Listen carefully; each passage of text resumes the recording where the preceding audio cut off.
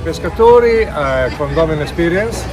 Qui abbiamo la nostra accompagnatrice, la Dominici, e ti dico la verità, oggi abbiamo avuto forse una delle più belle giornate che ho avuto in vita mia. Abbiamo avuto una guida eccezionale, un gruppo fantastico, una giornata fuori di testa, e questo sarebbe fare 2 o 3 volte all'anno, perché credimi, merita. Siamo sull'isola dei pescatori attualmente, adesso ci spostiamo col motoscafo privato in un'altra isola. Siamo stati stamattina a vedere qualcosa di eccezionale, a parte i giardini, il palazzo, i Borromei, tutto quanto, ma questo credimi è un viaggio che forse è uno dei più belli che ho fatto con te ne ho fatti diversi, poi quest'anno ne avrò fatti una decina. Credimi, questo è da sponsorizzare. Ferdinando Gabellini ti fa un grande ringraziamento per questo.